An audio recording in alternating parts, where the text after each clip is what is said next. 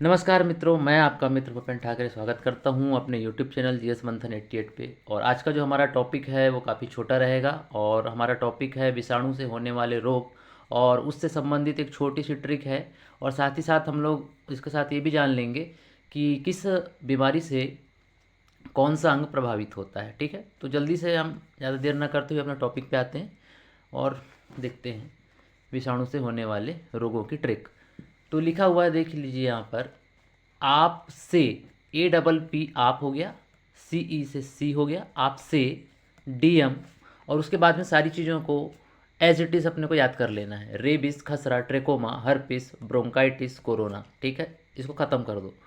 आप दो चार बार पढ़ोगे आपको याद हो जाएगा। आप से डीएम, रेबिस, खसरा, ट्रेकोमा, कम से कम यहाँ तक तो आपको कंप्लीट करना है। उसके बाद में बाकी चीज़ें आप एक दो बार रिकॉल करोगे तो आपको याद हो जाएगी।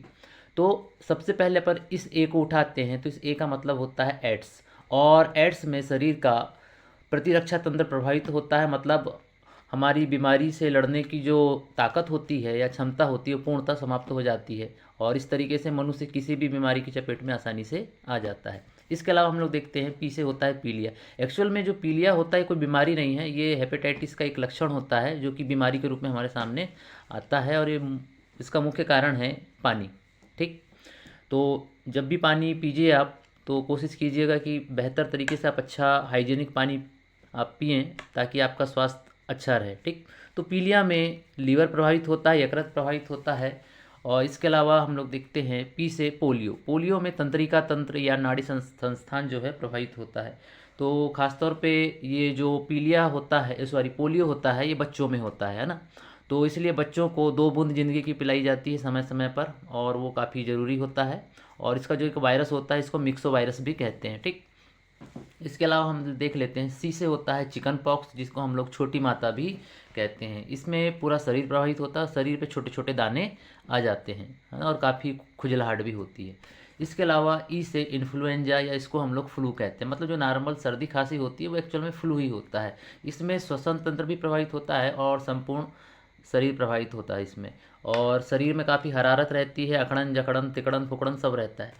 इसके अलावा हम लोग देख लेते हैं डी से हो गया डेंगू। और डेंगू के मुख्यतः 4 वायरस होते हैं, DENV1, DENV2, DENV3, DVNV4।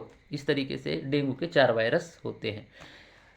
अब मुख्यतः कौन सा शरीर का अंग प्रभावित होता है, तो इसमें होता है आपके जो शरीर में जहाँ जहाँ भी जोड़ पाए जाते हैं, है ना, मतलब जो जॉइंट्स हैं, तो वहाँ पर पेन होता है, मतलब जोड़ों में आपको दर्द का अनुभव होगा इसमें। इसके अलावा एम से होता है मेनिंजाइटिस। मेनिंजाइटिस में मस्तिष्क में सूजन आ जाती है और काफ़ी इसमें दिक्कतें होती हैं। इसके अलावा रेबिस, रेबिस में तंत्रिका तंत्र, या इसको हम लोग पानी से डर भी कहते हैं। ठीक है, तो रेबिस मतलब तंत्रिका तंत्र, जो हमारा नर्वस सिस्टम है, प्रभावित होता है, और मुख्यतः जो डर लगता है वो पानी का डर लगता है। मतलब एक प्रकार का ये हाइड्रोफोबिया है, मतलब पानी का डर।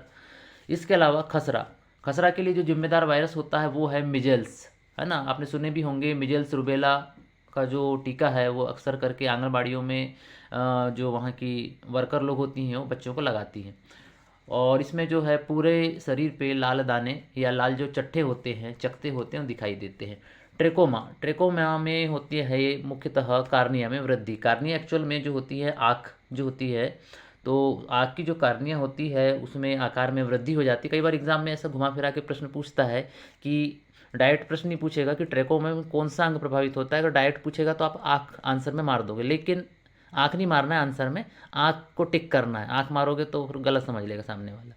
कार्निया में वृद्धि होती है, काय में वृद्धि होती है, कार्निया में वृद्धि होती है। ठीक, इसके अलावा हम लोग देख लेते हैं हर्पिस। हर्पिस एक त्वचा से संबंधित रोग होता है, और इसमें मुख्यतः त्वचा में सूजन आ जाती है। ठीक, एक प्रकार की स्किन डिसीज है। इसके अलावा ब्रोंकाइटिस, ब्रोंकाइटिस मतलब थोड़ा हमको समझ में ही आ रहा है, तो ये श्वास नली में जब सूजन आ जाती है तो सांस लेने में काफ़ी दिक्कत होती है। तो इस प्रकार से ये जो रोग होता है ये ब्रोंकाइटिस है, जो कि वायरस से ही संबंधित है।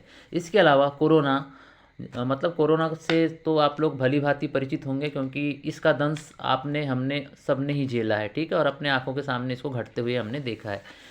तो इसमें मुख्यतः फेफड़े और श्वसन तंत्र प्रभावित होते हैं, और कोरोना के समय क्या हालात थे ये किसी से छुपे नहीं हैं। इसके अलावा कुछ और चीज़ें हैं जो मैं आपको बताना चाहता हूँ। तो इसमें हम लोग देख लेते हैं घेंगा, जिसको हम लोग गलसुआ या गलगंड कहते हैं। तो ये बेसिकली जो लार ग्रंथि होती है उसके कारण से ये होता है, ठीक है। और इसके अलावा स्वाइन फ्लू होता है, जो एक्चुअल में स्वाइन यानी होता है सुअर। मुख्यतः ये बीमारी सुअरों में पाई जाती है, H1N1, लेकिन ये वहाँ से मनुष्यों में भी आ जाती है। और इसमें मुख्यतः जो मानवीय अंग है, फेफड़ा और श्वसन तंत्र, ये दोनों ही प्रभावित हो जाते हैं इसमें। इसके अलावा इबोला वायरस, जो कि साउथ अफ्रीका से आया था, अफ्रीका महाद्वीप से आया था, है ना। तो इसमें मस्तिष्क और तंत्रिका तंत्र भी प्रभावित हो जाते हैं। इसके अलावा हम लोग बात करें बर्ड फ्लू की, तो बर्ड फ्लू जो होता है पक्षियों में होता है, लेकिन मानवों में भी इसके कुछ सिम्टम्स नज़र आते हैं H5N1 के रूप में, है ना। मुख्यतः वायरस होता है इसका H5N1, है ना। तो कैसे याद करेंगे, F से फ्लू और F से 5, तो इस तरीके से आप इसको जोड़ के थोड़ा सा याद कर लेंगे। इसमें भी मुख्यतः श्वसन तंत्र और फेफड़े प्रभावित होते हैं। तो इस तरीके का आज का एक छोटा सा प्रयास था। मिलते हैं फिर नेक्स्ट वीडियो में। जय हिंद, जय भारत, जय श्री राम, जय माँ भारती।